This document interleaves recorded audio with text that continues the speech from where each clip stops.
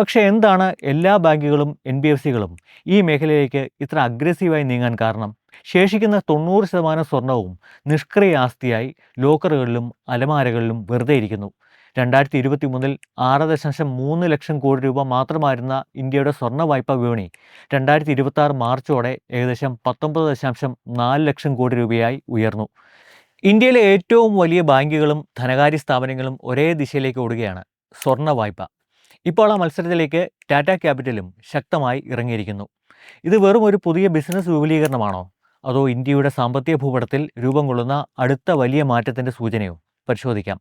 Welcome to profit explainer.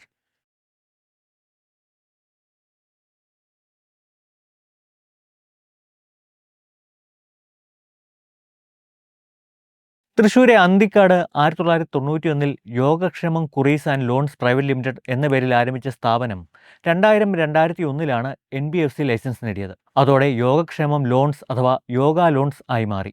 Keralam, Karnataka, Tamil Nadu, Andhra Pradesh എന്നിവിടങ്ങളിലായി 162 ശാഖകളും 37,000-ലധികം ഉപഭോക്താക്കളുമുള്ള സ്ഥാപനം.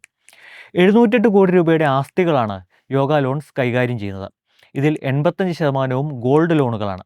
രാജ്യത്തെ പ്രമുഖ എൻ.ബി.എഫ്.സിയായ ടാറ്റ ക്യാപിറ്റലിനെ ആകർഷിച്ചതും ഈ ഘടകമാണ്. സ്വർണ്ണ വായ്പാ ബിസിനസ് അതിവേഗം വിപുലീകരിക്കാനുള്ള പദ്ധതികളാണ് ടാറ്റ ക്യാപിറ്റൽ പ്രഖ്യാപിച്ചിരിക്കുന്നത്. രാജ്യത്തുടനീളം പ്രത്യേക ഗോൾഡ് ലോൺ ശാഖകൾ ആരംഭിക്കുന്നതിനൊപ്പം ഡിജിറ്റൽ ലോൺ വിതരണവും ശക്തിപ്പെടുത്താനാണ് കമ്പനിയുടെ ലക്ഷ്യം. ഈ നീക്കത്തിൻ്റെ ഭാഗമായാണ് യോഗ ലോൺസിൻ്റെ ഏറ്റെടുക്കൽ. യോഗ ലോൺസിൻ്റെ 88.65% ഓഹരികളാണ് ടാറ്റ ക്യാപിറ്റൽ സ്വന്തമാക്കുക. ഈ ഏറ്റെടുക്കലിലൂടെ ദക്ഷിണേന്ത്യയിൽ വർഷങ്ങളായി സ്വർണ്ണ വായ്പാ രംഗത്ത് ആധിപത്യം പുലർത്തുന്ന മുത്തൂറ്റ് ഫിനാൻസ്, മണപ്പുറം ഫിനാൻസ് തുടങ്ങിയ കമ്പനികൾക്ക് ശക്തമായ മത്സരം ഉയരുകയാണ്. പക്ഷേ എന്താണ് എല്ലാ ബാങ്കുകളും എൻ.ബി.എഫ്.സികളും ഈ മേഖലയിലേക്ക് ഇത്ര അഗ്രസീവായി നീങ്ങാൻ കാരണം? വിവിധ പഠനങ്ങൾ പ്രകാരം ഇന്ത്യൻ കുടുംബങ്ങളുടെ കൈവശം ഏകദേശം 25,000 ടൺ സ്വർണ്ണമുണ്ട്. ലോകത്തിലെ ഏറ്റവും വലിയ സ്വകാര്യ സ്വർണ്ണ ശേഖരങ്ങളിൽ ഒന്നാണിത്. അതിലെ ചെറിയൊരു വിഹിതം പോലും വായ്പാ ആസ്തിയായി മാറിയാൽ അത് ലക്ഷക്കണക്കിന് കോടി രൂപയുടെ ധനവിപണിയാകും. നിലവിൽ വെറും 10% സ്വർണം മാത്രമാണ് ഇത്തരത്തിൽ പ്ലഡ് ചെയ്ത് പണമാക്കി മാറ്റിയിരിക്കുന്നത്. ശേഷിക്കുന്ന 90% സ്വർണവും നിഷ്ക്രിയ ആസ്തിയായി ലോക്കറുകളിലും അലമാരകളിലും വെറുതെ ഇരിക്കുന്നു. വലിയൊരു വിപണിയാണ് ഗോൾഡ് ലോൺ സ്ഥാപനങ്ങൾക്ക് മുന്നിലുള്ളതെന്ന് വ്യക്തം. ഗോൾഡ് ലോണുകളിലേക്ക് സ്ഥാപനങ്ങൾ ആവേശത്തോടെ കടന്നു വരാനുള്ള മറ്റൊരു പ്രധാന കാരണം സ്വർണ്ണ വായ്പകൾ ധനകാര്യ സ്ഥാപനങ്ങൾക്ക് ഏറ്റവും സുരക്ഷിതമായ വായ്പാ ഉൽപ്പന്നങ്ങളിൽ ഒന്നാണ് എന്നതാണ്. വായ്പയ്ക്ക് ഈടായി സ്വർണം ലഭിക്കുന്നതിനാൽ തിരിച്ചടവ് മുടങ്ങിയാൽ ലേലം നടത്തി പണം വീണ്ടെടുക്കാൻ കഴിയും. അതുകൊണ്ട് തന്നെ ഈ മേഖലയിലെ എൻ.പി.എ നിരക്ക് മറ്റു വായ്പകളെ അപേക്ഷിച്ച് വളരെ താഴ്ന്ന നിലയിലാണ്. ഇപ്പോൾ ഈ മേഖലയെ കൂടുതൽ ആകർഷകമാക്കുന്നത് സ്വർണ്ണവിലയിലെ കുതിപ്പാണ്. കഴിഞ്ഞ ഏതാനും വർഷങ്ങളായി സ്വർണ്ണവില തുടർച്ചയായി ഉയർന്നതോടെ സ്വർണത്തിന് മുമ്പത്തേക്കാൾ കൂടുതൽ വായ്പാ മൂല്യം ലഭിക്കുന്നുണ്ട്. അതിനാൽ സ്വർണം വിൽക്കാതെ തന്നെ അതിനെ സാമ്പത്തിക ആസ്തിയായി മാറ്റുകയാണ് ഇപ്പോൾ ഇന്ത്യയിലെ കുടുംബങ്ങൾ. ഇതിൻ്റെ ഏറ്റവും വലിയ ഗുണഭോക്താക്കൾ ഗ്രാമീണ ഇന്ത്യയാണ്. കർഷകർ, ചെറുകിട വ്യാപാരികൾ, സ്വയം തൊഴിൽ ചെയ്യുന്നവർ തുടങ്ങിയവർക്ക് അടിയന്തരമായി പണം ആവശ്യമാകുമ്പോൾ കുറഞ്ഞ രേഖകളും അതിവേഗ അനുമതിയും ലഭിക്കുന്ന സ്വർണ്ണ വായ്പയാണ് പലപ്പോഴും ആദ്യത്തെ ചോയ്സ്. കണക്കുകളും അതുതന്നെയാണ് പറയുന്നത്. 2025 സാമ്പത്തിക വർഷത്തിൽ സ്വർണ്ണ വായ്പകൾ 69%, 2026 84% വളർന്നു. 2023 6.3 ലക്ഷം കോടി രൂപ മാത്രമായിരുന്ന ഇന്ത്യയുടെ സ്വർണ്ണ വായ്പാ വിപണി 2026 മാർച്ചോടെ ഏകദേശം 19.4 ലക്ഷം കോടി രൂപയായി ഉയർന്നു. ശരാശരി വായ്പാ തുകയും 98,000 രൂപയിൽ നിന്ന് 1,96,000 രൂപയായി ഇരട്ടിച്ചു. വായ്പ എടുക്കുന്നവരുടെ സാമ്പത്തിക ശേഷിയും ആത്മവിശ്വാസവും ഉയരുന്നതിൻ്റെ സൂചനയാണിത്. സിബിൽ പുറത്തുവിട്ട റിപ്പോർട്ട് പ്രകാരം ഇന്ത്യയിലെ മൊത്തം റീറ്റെയിൽ വായ്പകളിൽ 11.1% ഇപ്പോൾ സ്വർണ്ണ വായ്പകളാണ്.